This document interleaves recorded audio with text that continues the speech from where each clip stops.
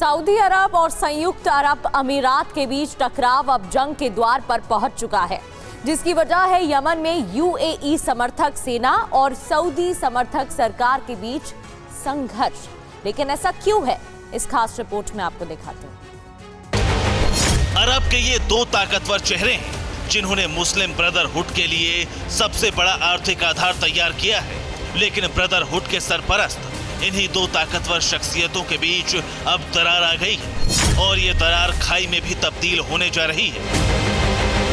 ये बख्तरबंद वाहन सऊदी अरब के हैं, जिसमें सवार सेना यमन की तरफ बढ़ रही है और इनके यमन कूच का कारण है यूएई समर्थक मिलिशिया, जो यमन के हद्रामौत में कब्जा करने पर अड़ गए।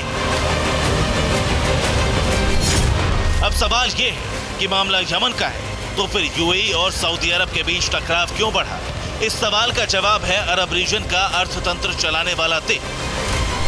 दरअसल हद्रामौत वो इलाका है जहां यमन के अधिकार क्षेत्र वाले तेल का सबसे बड़ा रिजर्व है। इस क्षेत्र पर पहले सऊदी अरब समर्थित सरकार का अधिकार था, लेकिन इस क्षेत्र में सऊदी समर्थित सरकार का पतन हो चुका है। इसीलिए क्षेत्र पर कब्जे के लिए यूएई समर्थक मिलिशिया आगे बढ़े, जिनसे संघर्ष के लिए सऊदी अरब ने भी अपनी सेना हद्रामौत भेज दी।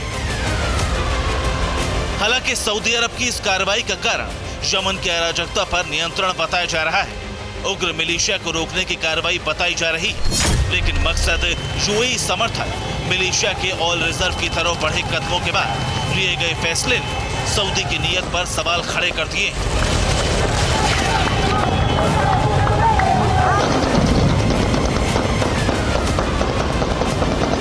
जिसका प्रमाण ये है कि 3 दिसंबर को यूएई समर्थक सेना ने यमन के दूसरे बड़े शहर सेयून पर कब्जा कर लिया था। इसी शहर के प्रेसिडेंशियल पैलेस में मिलिशिया दाखिल हो चुके थे, लेकिन सऊदी अरब ने तब कार्रवाई के आदेश नहीं दिए।